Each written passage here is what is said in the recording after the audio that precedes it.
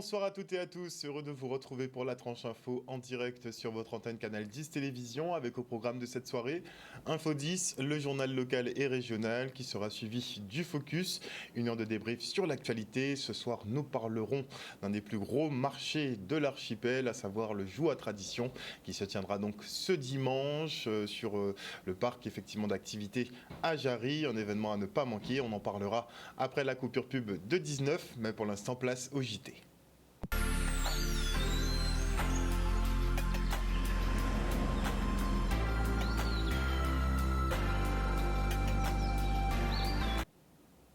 Nous sommes le mercredi 13 décembre 2023 et la vente d'un terrain inoccupé en bordure de littoral à Dampierre n'est pas du goût des riverains de la zone. D'une surface d'1 hectare, la parcelle AX 945 est le fruit de nombreuses convoitises et notamment de promoteurs immobiliers. Et si la majorité municipale s'apprêtait à céder le terrain pour la modique somme de 900 000 €, elle s'est vite ravisée et annule la vente. Regardez.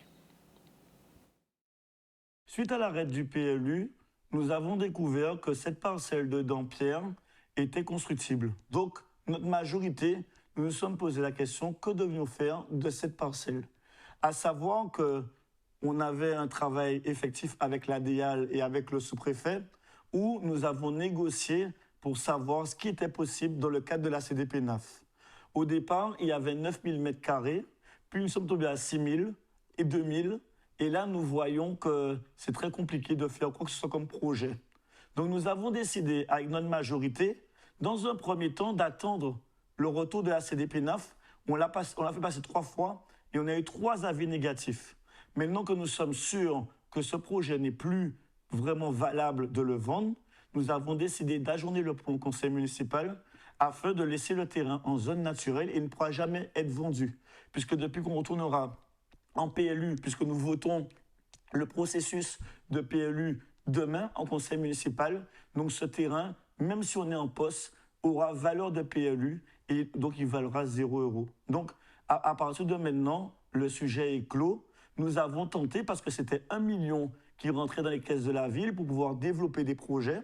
J'ai entendu des polémiques, mais nous sommes au travail et on avance. Donc on continue le travail et aujourd'hui, on cherchera d'autres moyens de faire entrer de l'argent dans les caisses de la ville du Gosier. Une interview signée Michel Depape. Et 24 établissements scolaires de l'archipel obtiennent leur bouclier de la résilience. Ce dernier indique que l'école éduque ses élèves à la prévention des risques majeurs. Les enfants apprennent ainsi à comprendre comment fonctionne ce type de phénomène afin de mieux y faire face. Le reste en images. La culture des risques majeurs en Guadeloupe est effectivement bien ancrée puisque la Guadeloupe est soumise de façon tout à fait régulière à des événements majeurs, que ce soit les cyclones, les fortes houles, etc. Pour autant, il faut tout le temps rabâcher les conduites à tenir pour que ça devienne de vrais réflexes, qu'il s'agisse de risques naturels ou de risques technologiques. L'enjeu est aussi la communication en direction des parents, de façon à ce que ceux-ci aient confiance en l'école.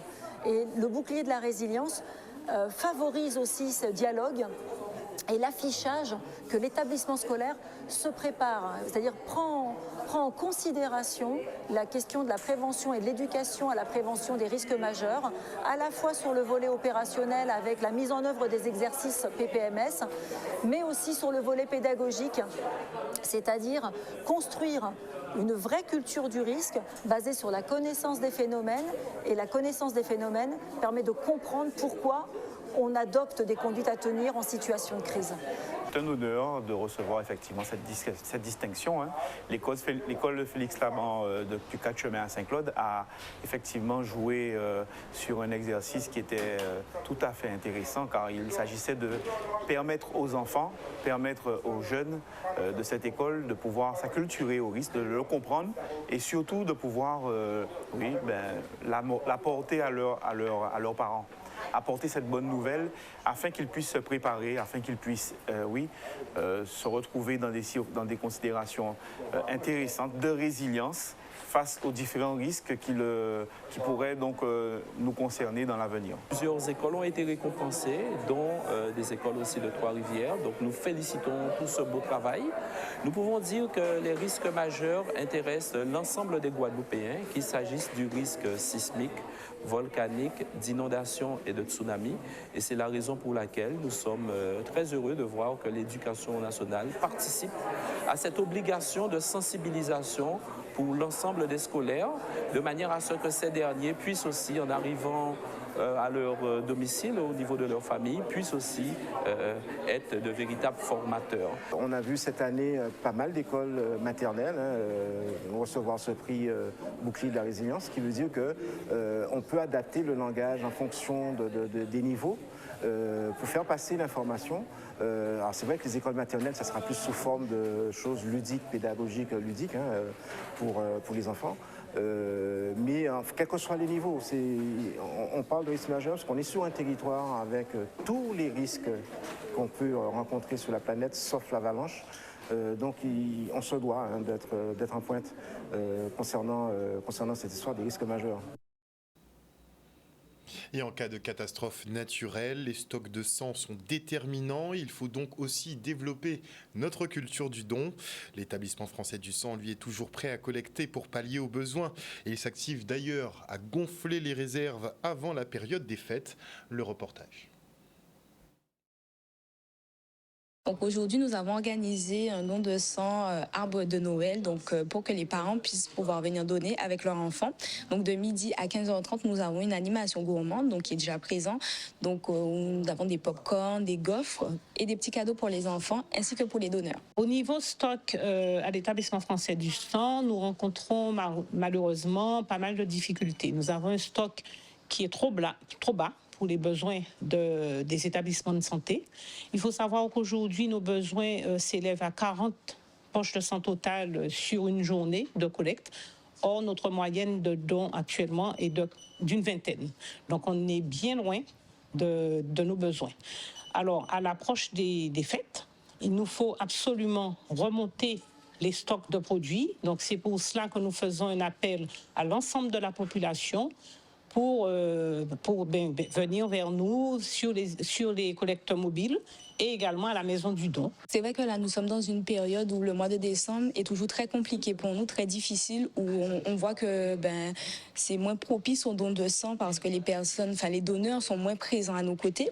Donc, c'est peut-être dû au fait que tout le monde est dans les préparatifs des fêtes ou bien les départs en vacances aussi pour pouvoir passer les fêtes en famille. Donc, c'est pourquoi on rappelle quand même que nous sommes dans l'esprit de Noël, dans l'esprit de partage. Le don du sang nous permet de prélever des produits sanguins qui sont indispensables pour certaines pathologies, indispensables en tout cas pour certains patients. Alors, on pense particulièrement à certaines maladies telles que la drépanocytose. Les produits sanguins sont également indiqués en cas d'opération chirurgicale hémorragique ou alors lors d'accidents de la route, par exemple, on peut être amené à transfuser des produits sanguins. Des images signées Charlie Dagonia. Et on part maintenant pour la signature des nouveaux contrats civiques de la ville de Sainte-Rose. Important pour ces jeunes qui se lancent dans une belle expérience, celle de la découverte d'un monde professionnel avec les contraintes qui y sont attachées. Important évidemment également pour la commune puisque c'est le moyen pour nous de mettre ces jeunes dans des services communaux donc qui participent au fonctionnement de la ville. Et puis je leur ai dit ça avec insistance, c'est un moyen de pouvoir mettre cette jeunesse en action, en activité face à toute cette violence que nous rencontrons dans notre département où nous avons le sentiment que notre jeunesse est menacée, qu'elle manque de repères. C'est un moyen de pouvoir les mettre en condition de travail et surtout les motiver pour des parcours positifs dans leur vie. Dans le respect de ses engagements en faveur de la jeunesse guadeloupéenne, le président Henri Chalus et puis la majorité régionale a souhaité effectivement accompagner les communes dans la prise en charge de la part de leurs revenants pour pouvoir mettre en place ces contrats civiques, ces contrats d'engagement civique. Ces jeunes sont donc des volontaires service civique qui interviennent sur la collectivité, tout particulièrement au sein des écoles, pendant les 10 prochains mois à venir. Donc, ils seront aux côtés des équipes enseignantes et personnelles au service des élèves et dans une mission liée au civisme, puisque ces jeunes volontaires service civique auront à montrer, à apprendre, à tirer des équipes sur lesquelles ils vont travailler, mais également à transmettre aux enfants, les droits, les devoirs, les règles de civisme de notre pays. J'ai un projet professionnel annexe, mais aussi je suis responsable de l'école de football au restaurant de Pointe-à-Pitre. Donc ça fait déjà 5 ans que j'accompagne les jeunes sur le plan sportif et éducatif. Et aujourd'hui, ça me permet de revenir sur la commune de Sainte-Rose pour continuer mon activité et cette fois-ci accompagner les jeunes dans les écoles. Je m'attends à pouvoir enrichir mes capacités professionnelles parce que c'est vraiment un honneur de pouvoir travailler au sein des écoles et aussi pouvoir apporter de mes capacités et de mes connaissances et surtout à pouvoir être un atout au sein des écoles de Sainte-Rose. C'est une chance, c'est une fierté pour la ville. Chaque fois qu'elle accompagne, chaque fois qu'elle forme, chaque fois qu'elle s'engage aux côtés des jeunes, à leur montrer le chemin et à leur permettre effectivement d'acquérir quelques compétences pour continuer sur leur voie professionnelle et affiner leur choix pour leur lendemain. Un reportage de Maxime Morel. Et dans le cadre de l'opération Livre en live, des lycéens partent à la rencontre d'un artiste. Et aujourd'hui, les élèves de Félix Proto ont échangé avec Willy Salcedo autour de son ouvrage Mon histoire du zouk. Le reportage. La ville des Abîmes a décidé effectivement de clôturer l'année avec des festivités, avec toujours le livre bien sûr, en toile de fond, avec une petite connotation musicale. Donc aujourd'hui nous avons décidé de présenter aux élèves du lycée Félix Proto cette couleur musicale avec justement le livre de Willy Salcedo, donc Mon histoire du zouk. Donc aujourd'hui nous avons du live, aujourd'hui nous avons de la lecture, aujourd'hui nous avons des histoires croustillantes sur le zouk et l'histoire du zouk en Guadeloupe, dans la Caraïbe et à l'international. Je pense que la durée d'un livre dépasse la durée de vie humaine. Donc pour moi, il fallait laisser ce témoignage, il fallait laisser cette trace. C'est une trace que j'ai laissée pour les autres. Et j'ai juste envie de dire aux autres musiciens, faites pareil, faites votre livre, témoignez de votre parcours musical. Je l'ai fait, j'aurais aimé qu'il y en a beaucoup qui peuvent le faire, il y en a beaucoup qui ont des choses à dire. Il faut le faire, il faut laisser des traces pour notre jeunesse. Nous sommes une classe de terminale, de première et de seconde. Alors nous avons les matières anglais, créole et espagnol. Alors nous avons un projet interlangue qui regroupe les 3 matières dont je viens de vous citer. Ce sera le titre du projet, c'est La Voix de la Caraïbe en fait. Où nous devons créer une chanson en anglais, en espagnol et en créole. Donc aujourd'hui, nous sommes venus en quête justement pour avoir différents styles de musique, découvrir et voilà. C'est ma manière de fonctionner maintenant. Je suis beaucoup dans la transmission. J'essaie de transmettre aux jeunes cette culture guadeloupéenne dont moi-même je suis fan et donc qui est tellement riche, qui a tellement de choses à découvrir. Donc je sens que parfois ils n'ont pas toutes les informations, donc j'essaie de leur donner les informations, de leur donner envie de faire des recherches, d'aller regarder, d'aller chercher qu'est-ce qu'il y a, qu'est-ce qui se passe. Voilà, je pense que de leur donner tout simplement l'envie d'être fiers d'être guadeloupéens.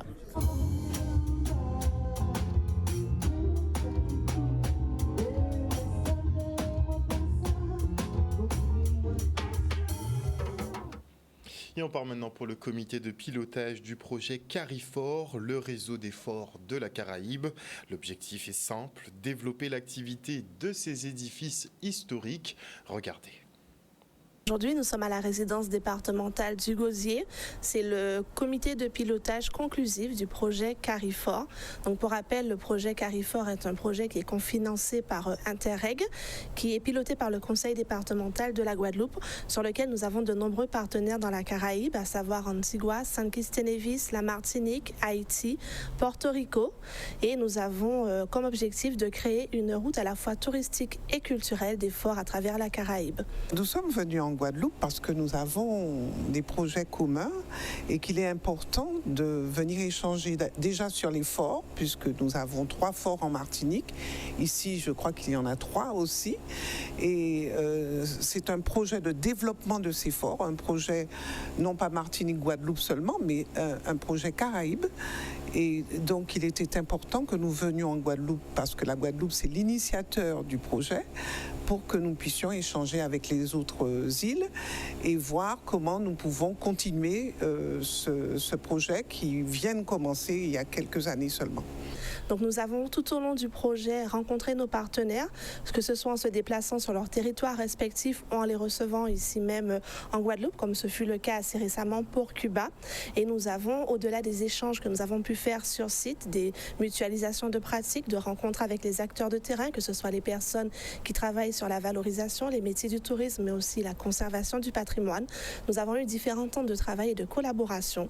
C'était une réunion à la fois bilan et perspective, puisque c'est un projet Interreg de l'Europe qui doit s'achever fin décembre, mais nous avons la volonté, je pense, tous ensemble, et surtout en Martinique, de continuer avec la Guadeloupe et les autres îles de la Caraïbe, Cuba, Porto Rico, Saint-Kitts, et Nevis et Antigua, entre autres, ce projet qui est important sur le plan touristique et sur le plan économique, et sur le plan patrimonial et sur le plan de la mémoire aussi, parce que ça nous remet dans les luttes d'avant pour l'occupation des Caraïbes.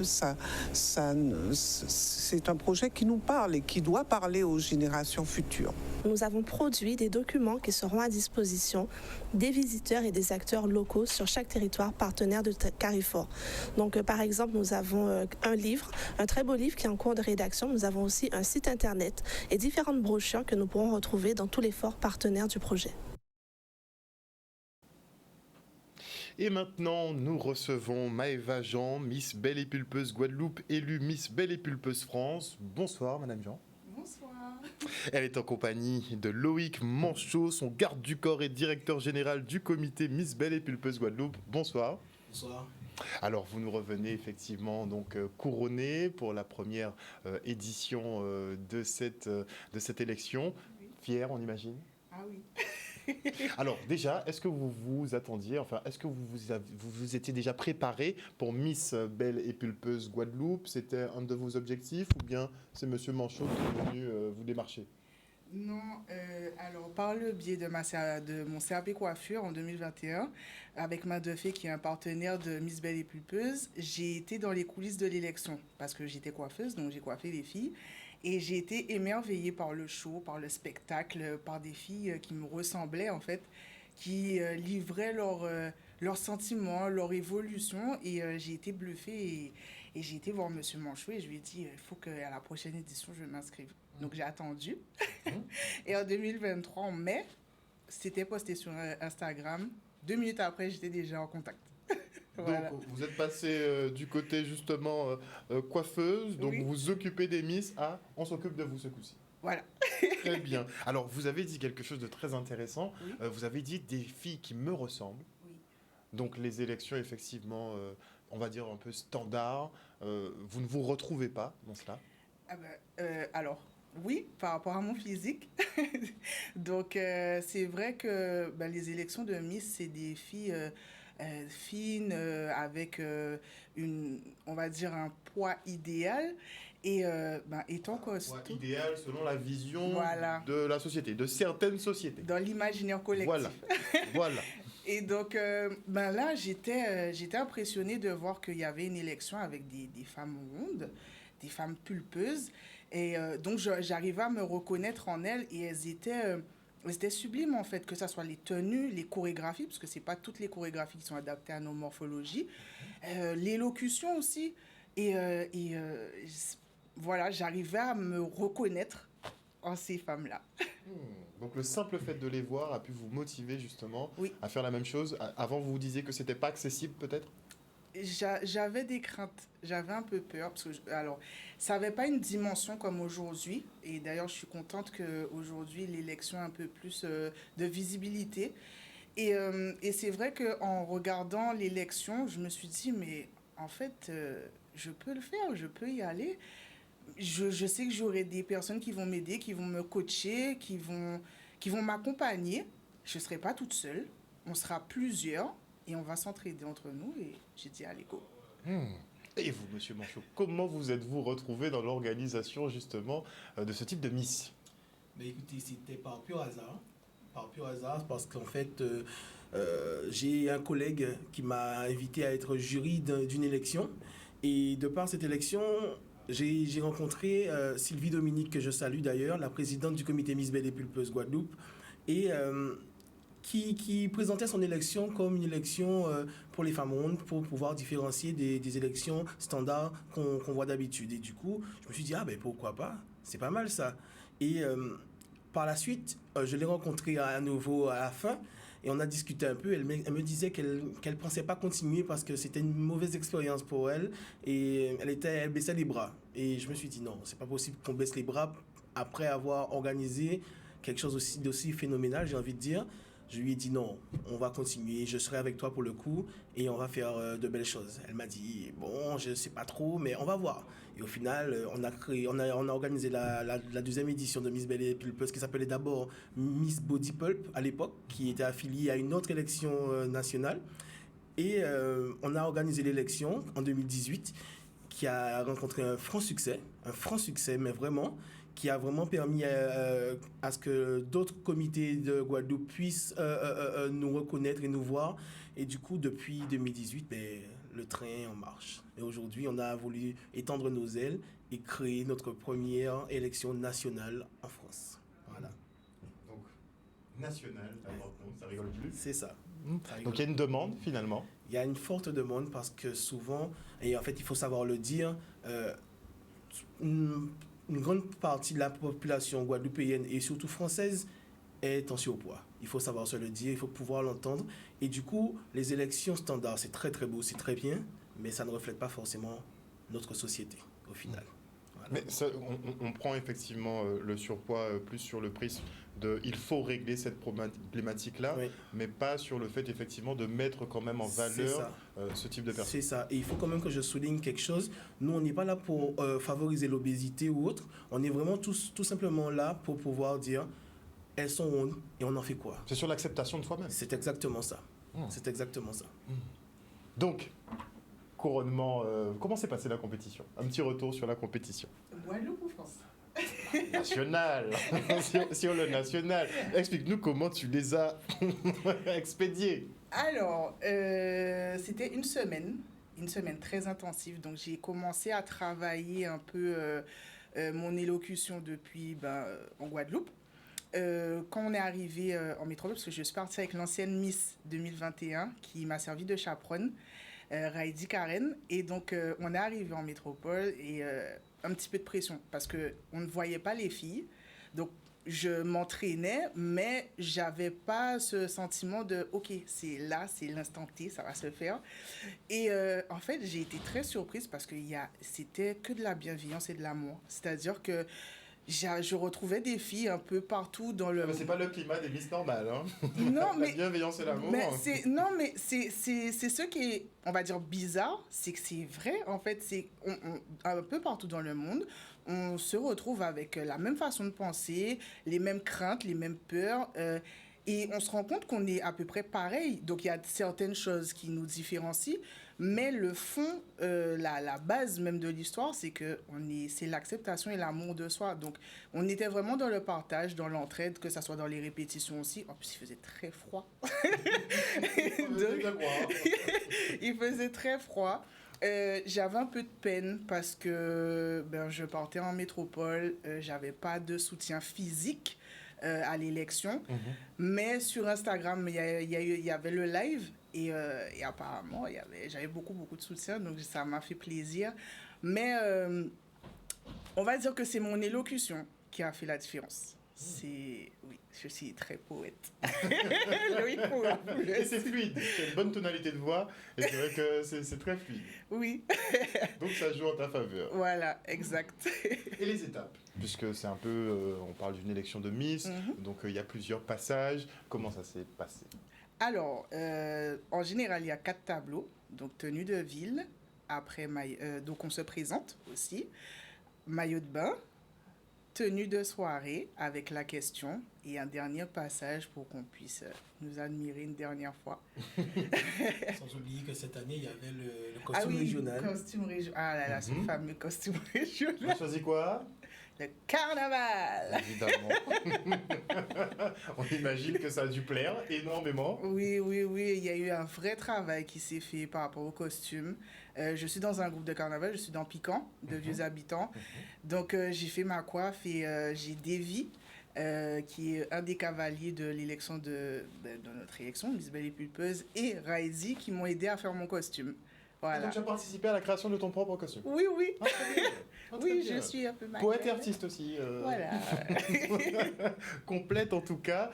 Alors, quel sera le programme pour notre Miss? Alors, le programme pour notre Miss, déjà, ce sera les shootings photos, les rendez-vous presse, les invitations dans les événements qu'elle a déjà commencé. D'ailleurs, elle est revenue le 26. Elle avait déjà des sorties de prévues, des interviews de prévues. Et c'est ce qu'elle est en train de faire, de continuer à faire. Et les rendez-vous s'enchaînent, en fait. Les rendez-vous s'enchaînent jusqu'à la fin de son règne, c'est-à-dire en novembre prochain. Donc, inutile de vous dire qu'on va beaucoup charbonner pour notre Miss. C'est tout à fait normal. Et on va laisser le mot de la fin, justement, à Maëva. Eh bien, je vous remercie pour l'invitation. Et mesdames, messieurs, n'ayez pas peur. Ayez confiance en vous, osez exceller dans ce qui vous fait briller. Voilà. Merci beaucoup pour ce message justement d'amour et encore félicitations pour cette magnifique couronne que tu portes à merveille. Merci beaucoup. Et on souhaite maintenant un très joyeux anniversaire à Sully Gédéon qui intègre le club des centenaires. Regardez. Aujourd'hui, mon père a 100 ans. C'est beaucoup d'émotions pour moi, beaucoup d'émotions pour moi. Et je ne sais pas comment m'exprimer de tout ça parce qu'il y a tant de choses, de souvenirs que je ne sais plus comment m'exprimer de tout ça. Mais je suis contente qu'il soit là parce que là, aujourd'hui, nous avons tous réuni une partie parce que nous ne sommes qu'une partie ici en Guadeloupe et les autres sont en métropole. Sur ces 12 enfants, nous avons perdu une sœur, bien entendu, mais le reste, la moitié est en Guadeloupe et l'autre moitié se trouve en métropole. Et il a 24 petits-enfants. Je chante, m'appelle au bureau du sommeil. Je suis encore comme maquillé. Pour vous, la caille de tête. Écoutez! Je suis le voisin de Sully. J'étais juste à côté. D'ailleurs, à l'époque, on l'appelait pas Sully. C'était Monsieur Sully ou Père Sully. Le respect qu'on ne retrouve plus maintenant au niveau des jeunes. Donc, Pentade, c'était une grande famille. Donc tous les Gédéons qui sont là et nous, quand on va dire créole, c'est nous. Et c'est pourquoi je tenais à être là aujourd'hui pour lui rendre hommage. Et d'ailleurs, il m'a dit bien béred, pas laguer. C'est l'anniversaire de mon grand-père aujourd'hui. Je suis très content et ravi pour lui. 100 ans, ça se fête, on est là en famille. Les enfants sont là, les petits-enfants sont là. Même ceux qui sont en métropole partagent le moment avec nous via les réseaux sociaux, les photos, les vidéos. Je suis venu pour l'occasion, donc ça me fait plaisir d'être là et de partager ça en famille et de représenter aussi pour tous mes cousins et toute ma famille qui est en France. Donc voilà, je représente et joyeux anniversaire à mon grand-père. Nous sommes arrivés au terme de ce journal. Merci pour votre fidélité à ce programme. Rappel d'une information importante, à savoir que la vente d'un terrain inoccupé en bordure de littoral à Dampierre, la parcelle AX 945, eh bien, ce projet de vente est annulé définitivement par la municipalité. En tout cas, merci à vous qui nous suivez régulièrement sur Canal 10. Le journal revient demain soir à 18h30. Une bonne soirée à vous à l'écoute de nos programmes. Bisous tout le monde.